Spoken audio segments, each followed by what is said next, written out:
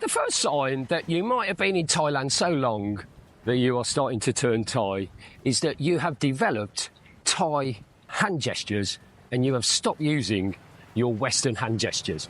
What does that actually mean? Well, if you are waiting for a taxi and you're on the soy and you want a BART bus to stop for you, you don't go like that and you don't go like that, but you go like this, right? Because that is the polite way that the Thais would hail a taxi.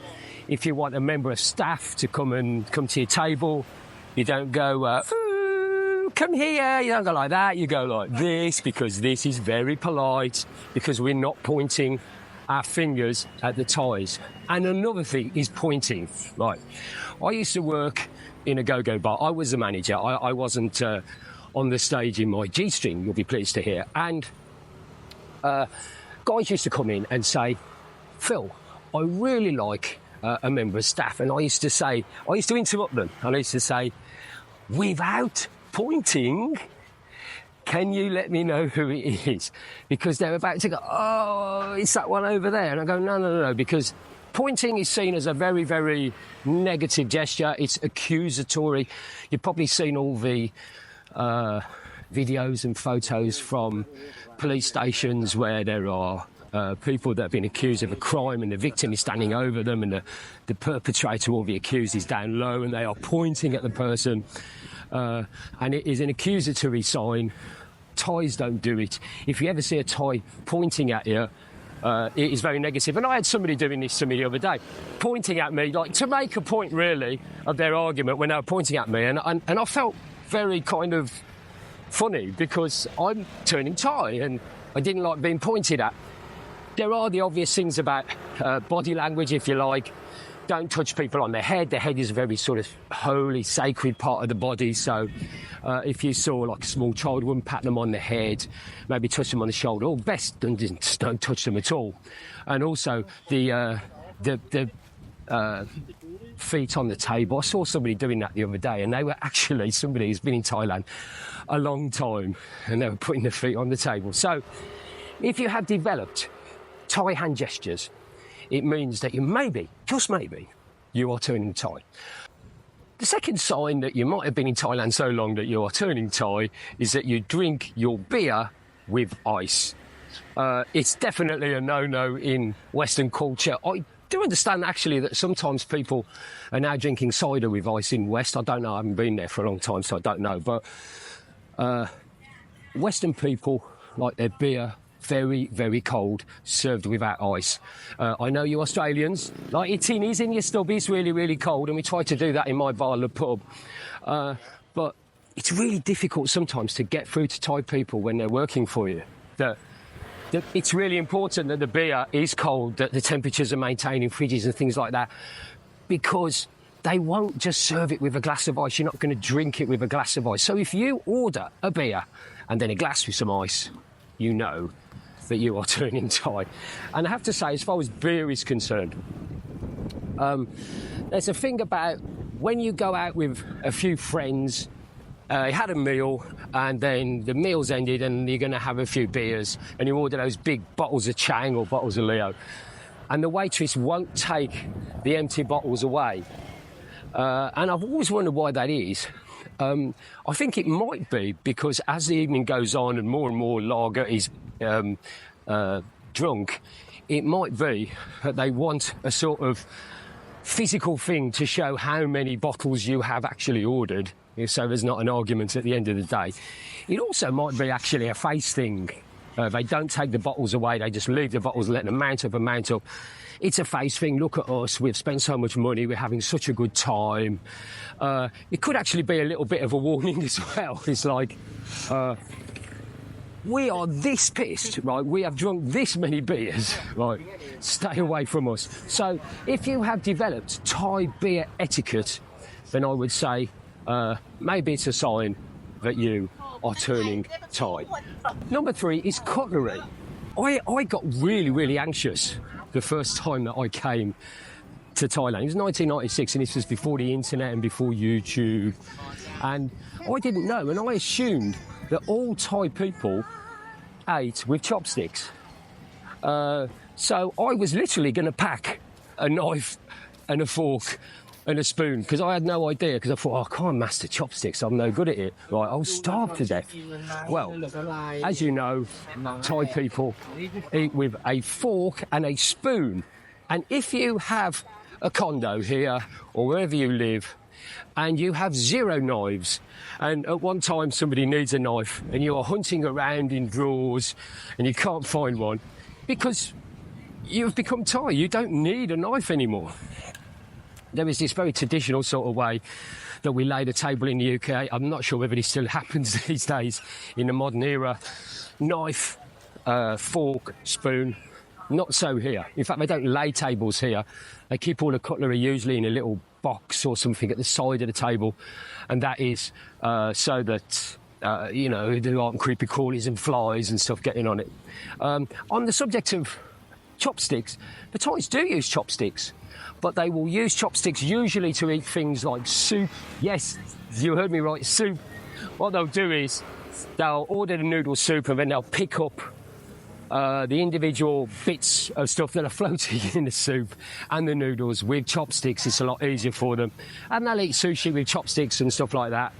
If you have developed some great chopstick action, if you have managed to use chopsticks without even thinking about it, and this actually applies to me. I was thinking that the other day. I thought, man, I can just eat just about everything with chopsticks these days. If you have done that and you have cast away your knives, then it might be a sign that you are turning Thai. The next one is driving like a Thai. Okay, here we go. If you have got a motorbike and you drive without a helmet because you can, that means you are thinking like a Thai. You know that I think it's the second biggest mortality rate for road traffic accidents in the world is right here in Thailand. But you choose to drive around with no helmet on. You are thinking and you are turning into a Thai. Also, if you're on a bike and your girlfriend gets on and her kids get on, oh, let's stick Granny on as well. So there's 4 or 5 people on a bike.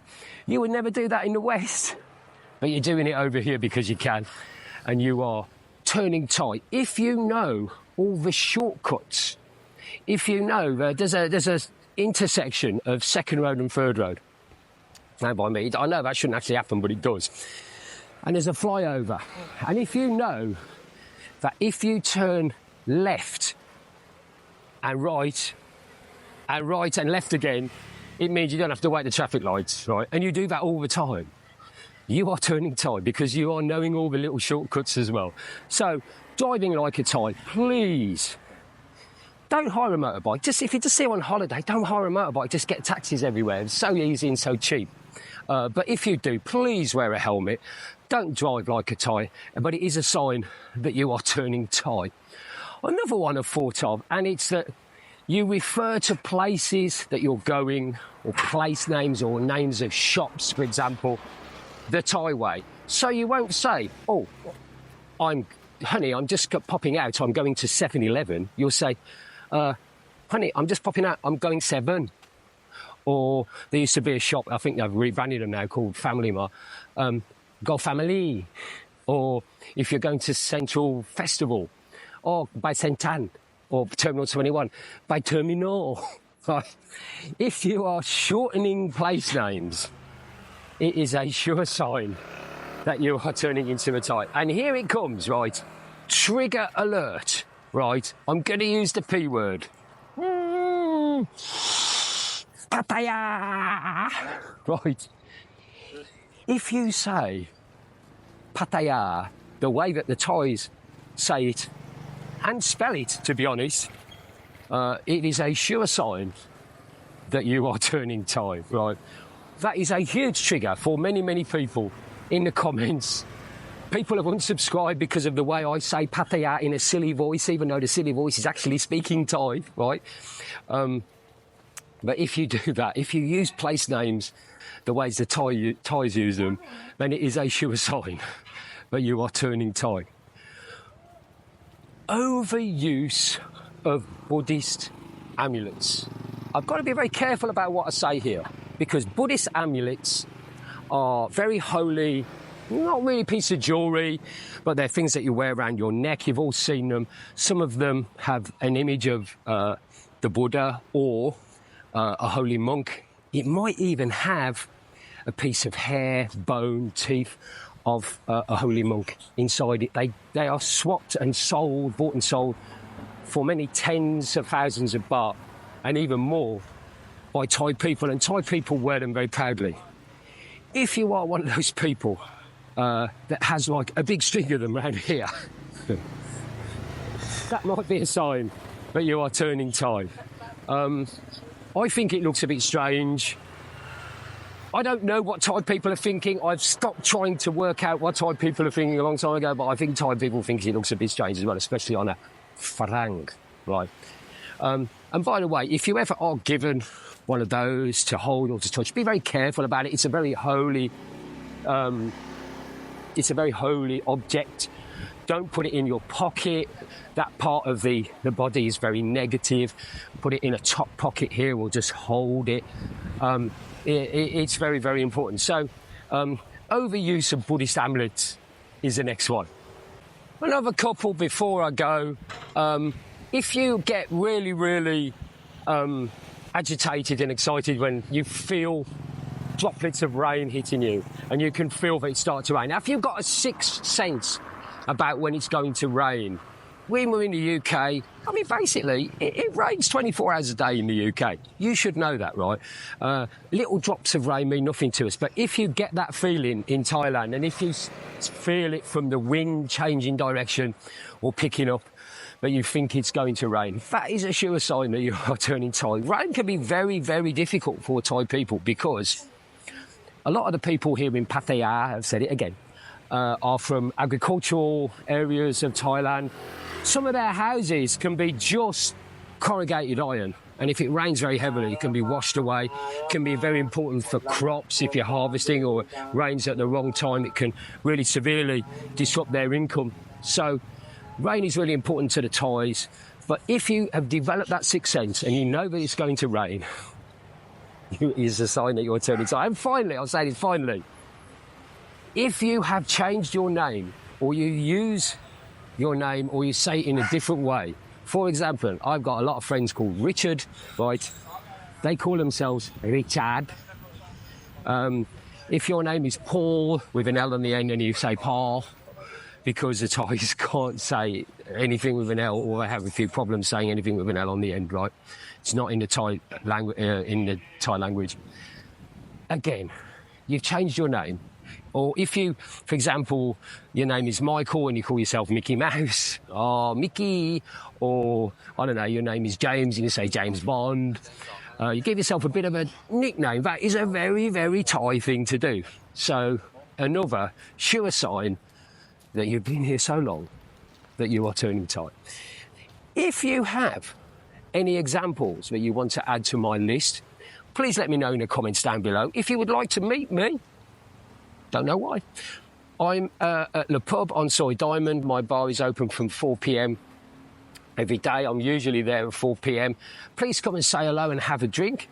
There is a members area of this video channel where you can get extra content. We have a members only live stream, and we also have a members only vlog where I talk about what it's like to run a bar in reality, not all the made up stuff that everyone else talks about, but in reality what it's like running a bar here in Thailand at any time.